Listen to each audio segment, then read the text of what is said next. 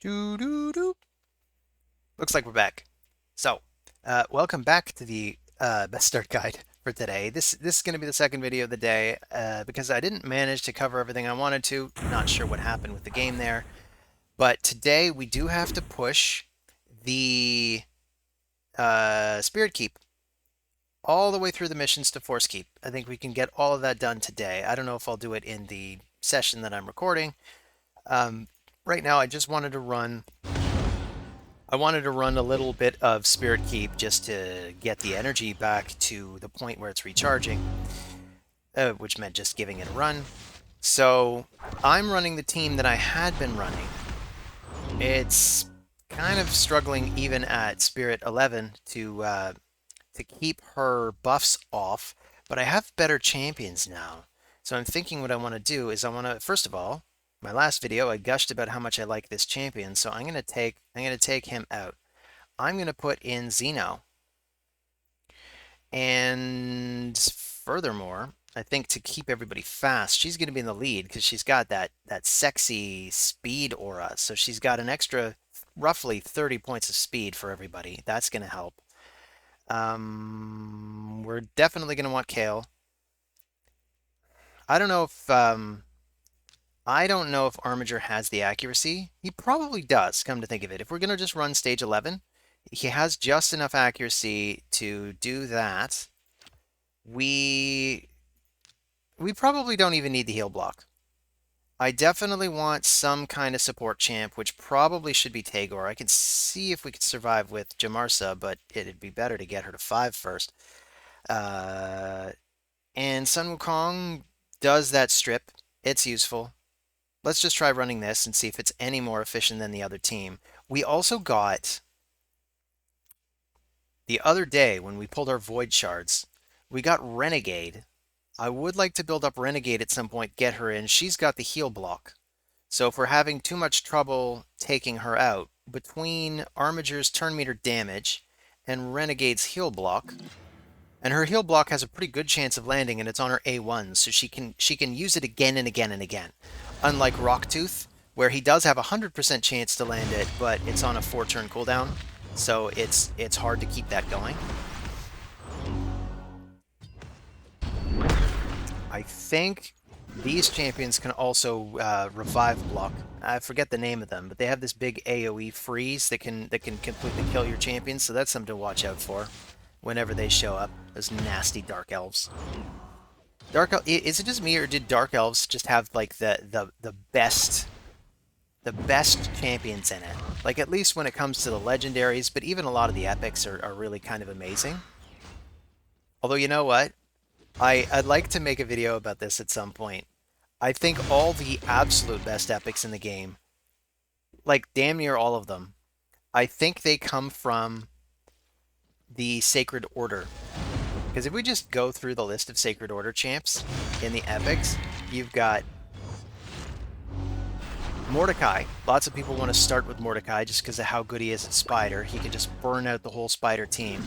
I would love a Mordecai on this account. He would transform this account's ability to handle Spider. You then have Deacon Armstrong, who's got his decreased defense to the entire enemy team, and then he's got his time compression that suppresses the enemy turn meter, boosts your team's turn meter, gives him a free turn so that he can boost straight into his next move again, so he can use the decreased defense every other turn. So it's basically just always up. You have Godseeker Neri, who first time anybody in your party gets knocked down, she just picks them back up automatically. She doesn't even have to use her revive, which she does have. She's got a revive that she can use if her automatic revive hasn't kicked in yet. You then have Cardinal. Cardinal, who can revive the whole party and give them all an immediate turn. So overpowered in the arena. Then you got Inquisitor Shamael, who basically blocks fear on the whole team. Now, your team can't be feared anytime anybody attempts, not just fear, but anytime anybody attempts any kind of debuff anywhere, Inquisitor Shamael just shoots them with his crossbow. That's insanely overpowered. And that leaves, and I've kind of gone over all the Void epics. in the whole faction, with the exception of Lightsworn, who is often considered to be the worst of the four. And if you look at Lightsworn's kit, like if you just look at it, I don't have it open right now, but he's got 3 hits on his A1 with some turn meter control. He's got decrease attack and decrease speed at 100% on his A2. And his A3 puts up increased defense and automatic revive on the whole party. This is the weakest of the four, and that's what he does. Just an insanely overpowered faction, where even the weakest Void Epic is still one of the strongest Void Epics in the game. That kind of amuses me. You know, picture's worth 1,000 words. We can just go to the index quickly. This is kind of, as Ash would say, apropos of nothing. This is just me gushing about how much I like this faction. But I'm talking about these 4 epics here, the 4 Void Epics. She is maybe like the GOAT reviver for Arena. She's maybe the GOAT reviver for everything outside of Arena. And this guy is like the GOAT epic for Hydra, because he blocks all those nasty fears. He kind of counters any other debuffs that come in, and you can build him to hit like a damn railroad locomotive. And you know that leaves Lightsworn, and even Lightsworn can be extremely good at Sand Devil because of this move, and he can be extremely good at Fire Knight because of his A1, and he's defense based. That's yet another thing that works for him. And look at his defense stat. Just look at it. So, man, we ever pulled any of these 4, I would be so happy. But of course, I was also talking about Mordecai and Deacon. But of course, here's my absolute favorite. I friggin' love this guy. I love his A1. This is like one of my best arena nukers in my end game account. I just have him spam the A1. I put him in like an ally attack comp, and man, look at this sexy bastard.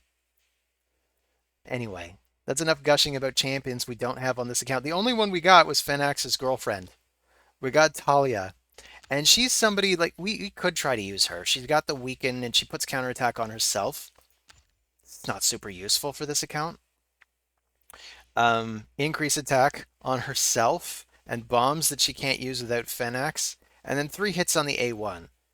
Maybe that makes her good at clan boss, but at this point, it's like, get in line, lady. Because we've already got tons of champions that can do that.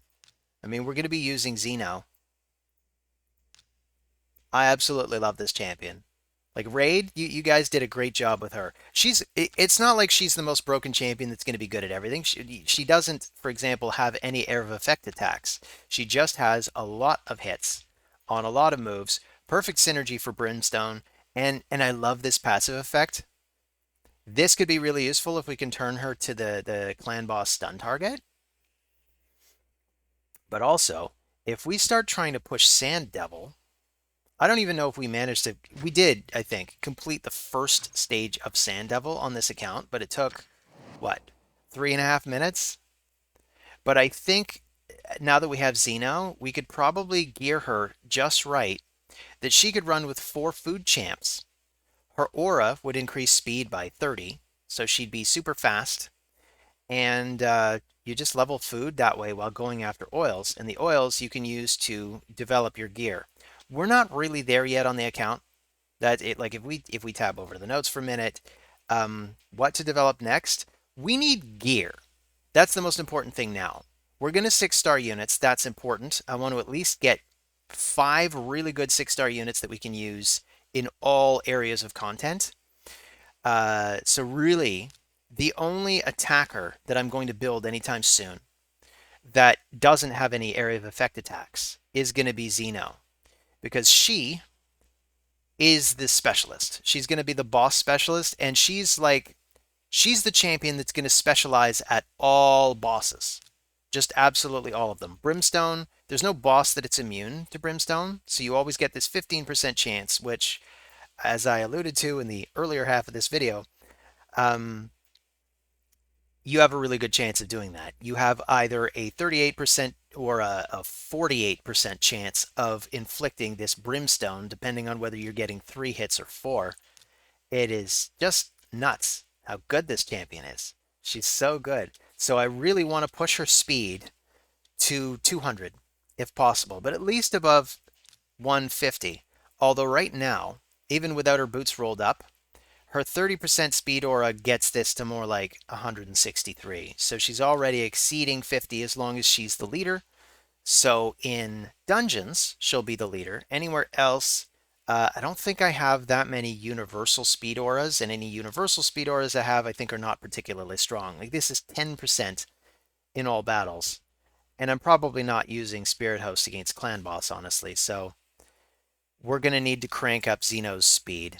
I probably want to crank it up to about 170. That's probably the good place for it to be. It could even be a little lower than 170. I could probably get away with making it 165.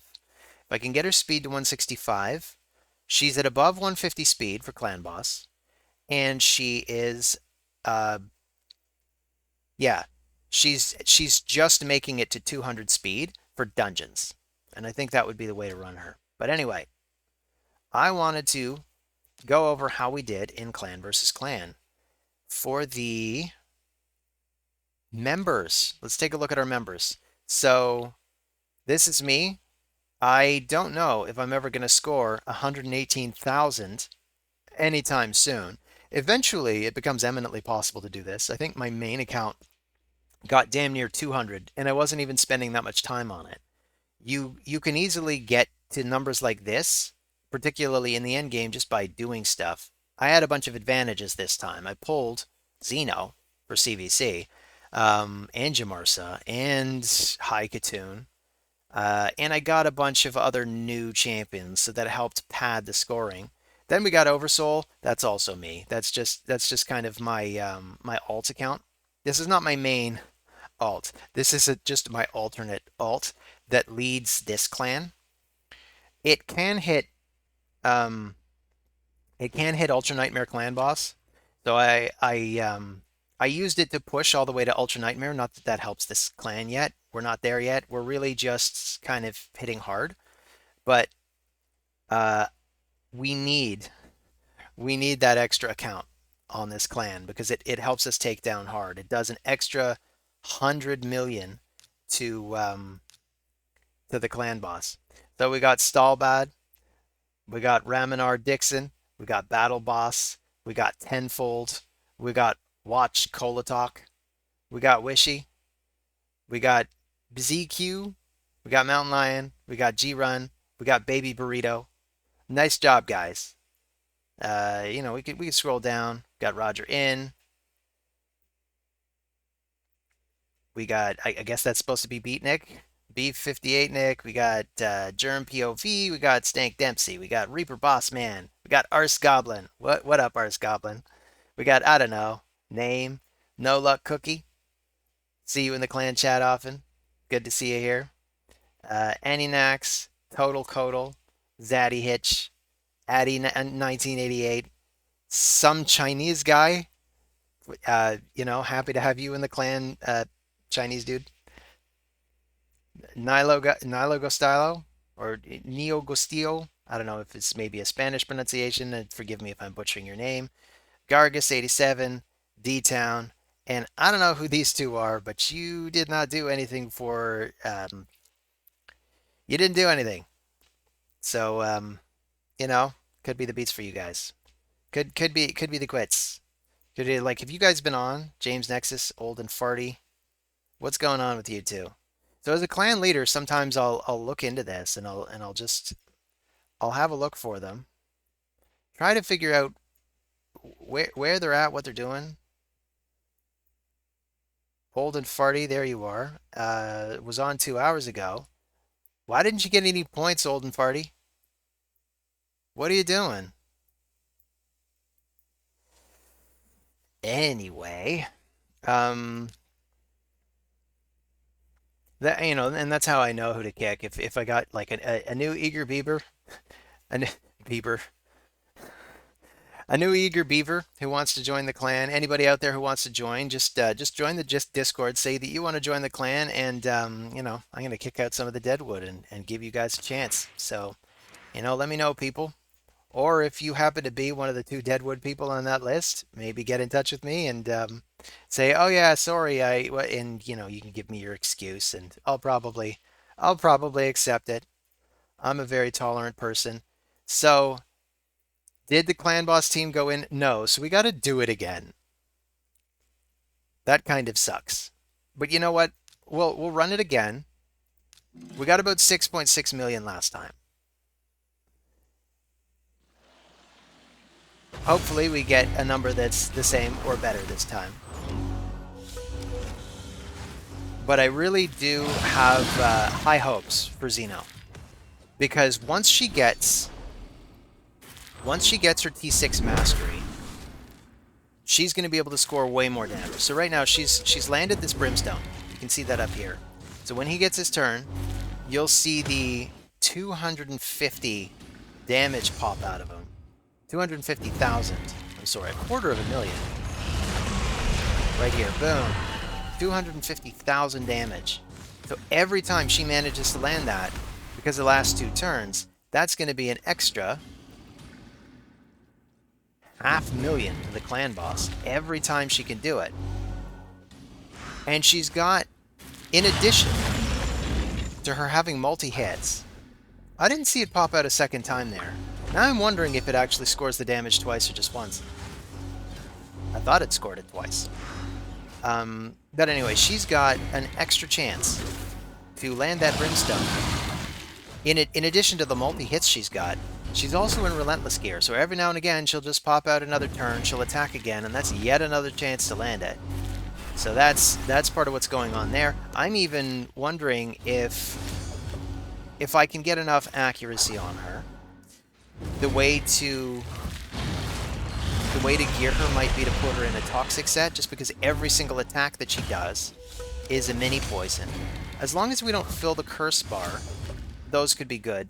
If we got a frozen banshee at some point, and she's easy enough to drop, so I think sooner or later there's a virtually guaranteed chance that you get a frozen banshee, and you'd probably end up replacing Kale with frozen banshee, just because she basically gets 2 big poisons every single turn, except for the turn that she places poison weakness, poison sensitivity, that's what it's called.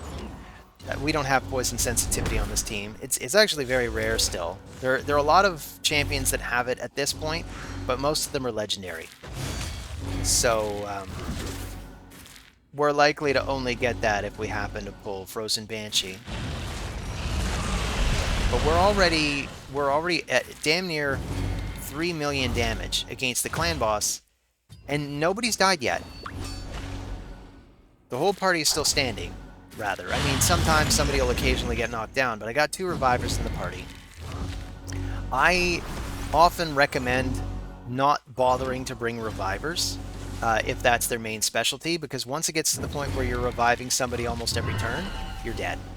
The run is already over. But if it just happens occasionally, like somebody's dying maybe after about 5 turns of taking punishment because they don't have any healing going on. This team has tons of healing. We've got an AoE heal coming from Tagore about once every 3 turns. We have potentially Leech off one of her turns. And see, you can see there, she got her extra turn. And she managed to place that Leech. So once that Leech is up, every time anybody attacks, if they do a lot of damage, they're going to get a lot of health back from it. So we're getting about 500 for each of my revivers because they're doing almost no damage. So ultimately, what I want to do with whichever these 2 healers I end up keeping for clan boss, probably Jamarsa, but there's a case to be made for Tagore. They definitely need War Master, so that when that Leech lands, every time they attack, they have a good chance of recovering a big old bunch of their health back. Like, I'm talking in the thousands, rather than in the hundreds. But we'll get there when we get there. So right now, I think this team is also my Minotaur team. So these are going to be the 5 that get their masteries first. Unless I'm mistaken, and either Jamarsa or Tagore is not in the team. It's Apothecary instead. But those are the 6 that I'm working towards their masteries. I'm trying not to shake it up too much. Kale has his already, of course. I decided the first 800 were best spent on masteries for Kale. That is almost certainly the best thing for you to do, particularly if you chose Kale. But honestly, whatever starter you chose, you want to purchase the masteries for those, or if you're like Beanie Senpai. Hello, Beanie. Um, if you're like Beanie and you happen to pull Leorius, the Glorious, or just some other really great champion. There are other champions that I think are completely OP that you could happen to pull. You can probably come up with at least one really good nuker in the legendary category from every faction. For dwarves, for example, Herndig. You pull Herndig, he's the same affinity as the starters. He's got 2 different AoEs, but his A1, which is a single target, still hits like a truck, and if you knock down somebody with it, he gets a free turn.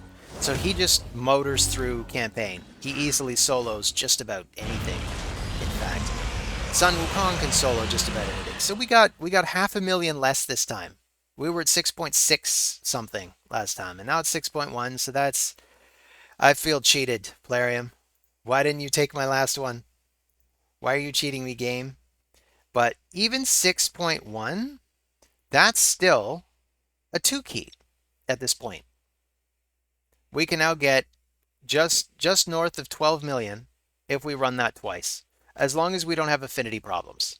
So if it switches to Force, Xeno and Kale are both going to do less damage. Of course, if it switches to Spirit, they're both going to do more damage. So that probably balances out over, you know, the course of multiple clan boss days.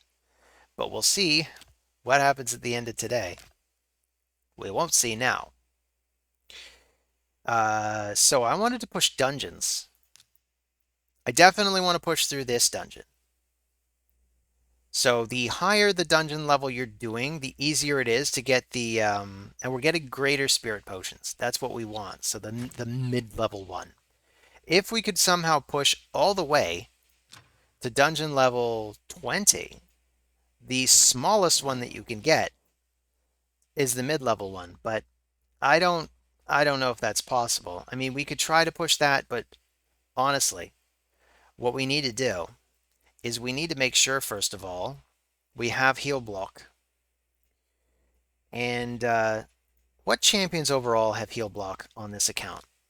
I know we've got Rocktooth. I know we've got Renegade. We want 100% heal block. I mean, we could look at the 50s. But the 100s are where it's at. So these are the 2 that have 100. So she's got hers on the A1. This isn't her. Okay, well, he's got his on the A3. 100% chance of heal reduction, only once every 5 turns. If I booked him, we could get it once every 3 turns, but I'd rather just use her. She has it.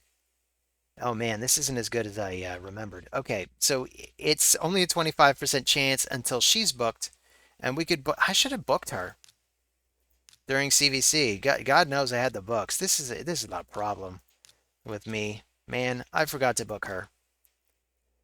Next CvC, I swear. We'll book Renegade because she is just a stellar champion. She's going to be the first Void Rare that we bring to 6 probably. Even just for the heal reduction here, but she actually has this really neat utility where she decreases the cooldowns of everybody, and that can help motor through the various dungeons. She's got to be fast enough to go ahead of Kale, though, or whoever's doing the wave clearing. But you know what? For now, I'm going to leave it. We already have enough champions to worry about. So let's go to the dungeons. We'll go to the Spirit Key, and I'm just going to run stage 11 because of how fast it is. We'll run it once. I got 11 auto battles left. Used a lot of them yesterday.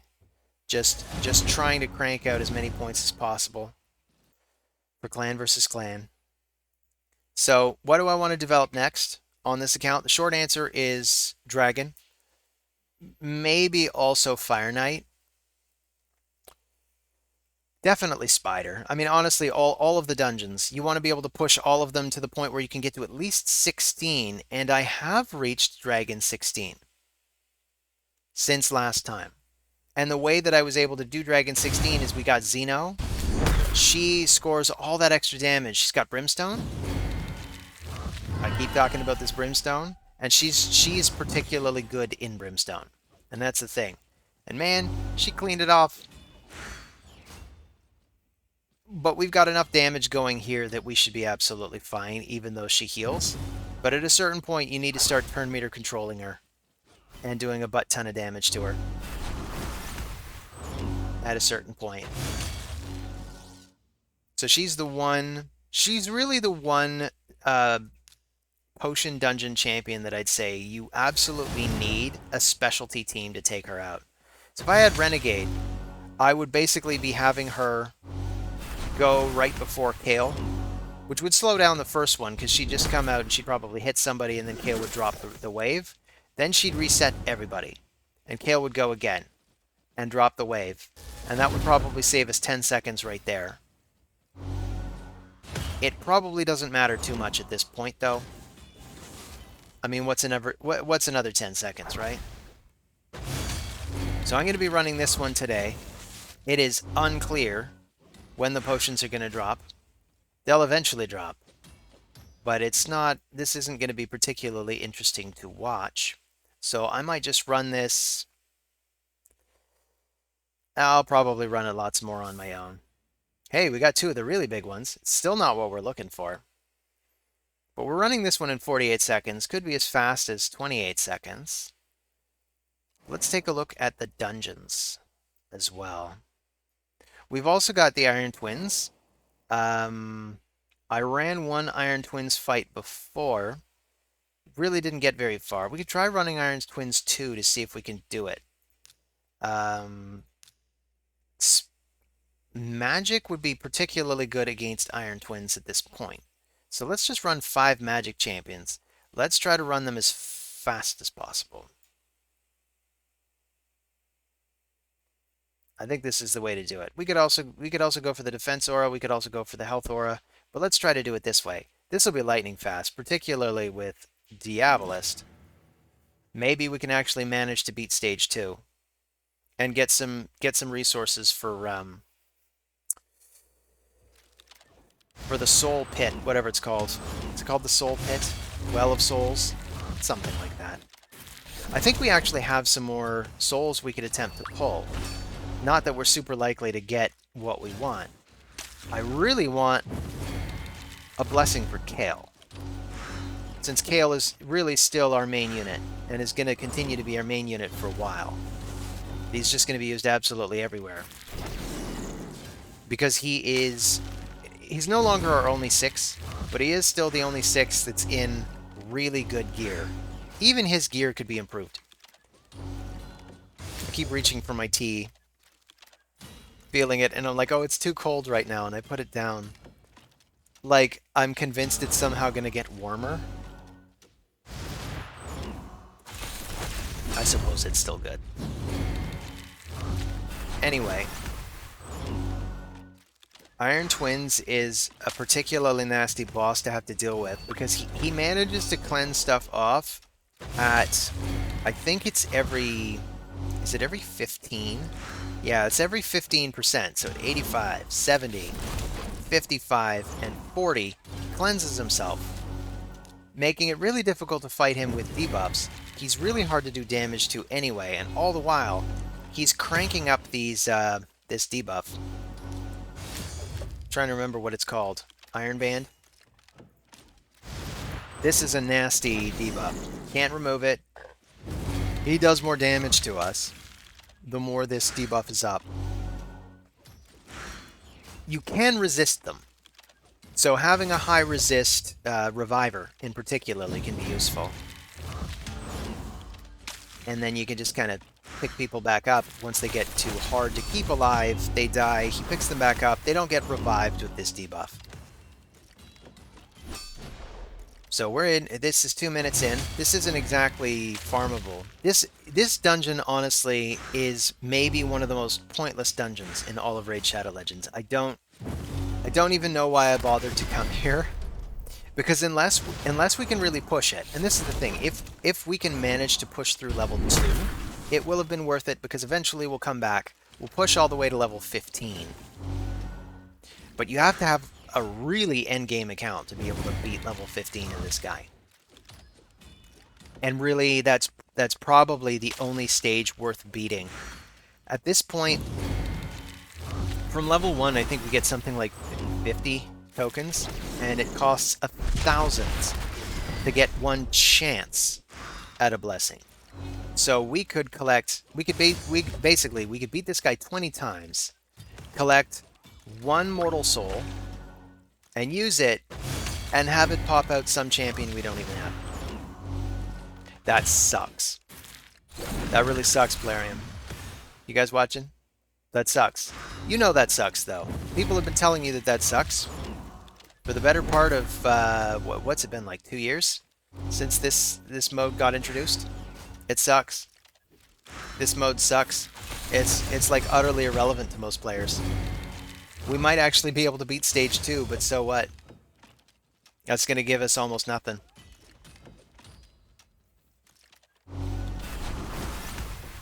But this is the beauty of Xeno. She's managing to help us push through content, and she's not even a 6-star yet. And that's why I want to see how good is she going to be once I get her to 6 stars. Hey, come on, Tagor, we need that revive. Or, you know, Kale, can you just bring him down? There we go. So that took 4 minutes and gave us 60 of these. So let's go to the Well of Souls. Altar of Souls. I think the Well of Souls is a Brandon Sanderson book. So we can actually go to the Mystic Market, and we could just get 2 of these. This is about all you can do with this resource anyway. And Soul Merchant. Do we have a Kale? No. Do we have any champions that we have? No. I mean, there's a Geomancer. I wish we had a Geomancer. But we do not. Any, no Ancient Shards. But it's the month reset, so we can actually get more Ancient Shards. I should probably update this. I think I've been saying in the market, we've got... Where is the market one? Here it is. In the market, we're back to 0 of 5. So throughout the month, we want to have another look. We're really not looking for Armiger or Shield Guard anymore. I guess I wanted to leave this up just as a kind of, this is an ongoing, permanent thing. These are good goals. We have a Shield Guard, we have an Armiger. They're both fully booked. I don't necessarily use them both all that much, though. I probably will still build Armiger at some point. But for now, Dragon. We wanted to take a look at Dragon. So I managed to push Dragon all the way to 17. 18 is going to be too hard, probably. Because here's the thing about 18. It's Force. What team are we using? We're using a Magic Nuker, maybe this guy on the waves. Sun Wukong is going to be the least likely to get hit, which is kind of also a problem.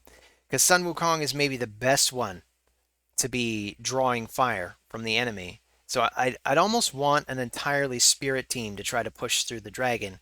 So that's something I would probably want Armiger and Shield Guard for. And then maybe Jamarsa would be a better reviver. I might even run Jamarsa and Tagor together. But I think right now, Stage 18 is going to be just a little too hard. But we could even try running this team just to see what happens. I don't know. I feel like that's kind of a waste of energy. And I really want to use as much of it as possible to go after Spirit Potions so that we can push these damn missions. So we want to get somebody to level 5 of Ascension. That's probably going to be...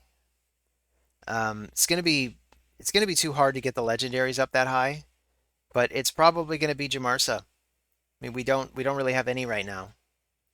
So we would go with Jamarsa once she reaches the top level. Is she at the top level already? Yeah, she's up here. I'm sorry about that. So we got a chicken.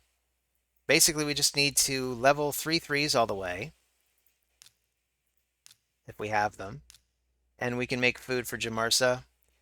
We actually do have 3 3s. Look at that. Wow, we almost certainly do have enough, actually. So we got these ones. So we can bring this Redeemer to 4.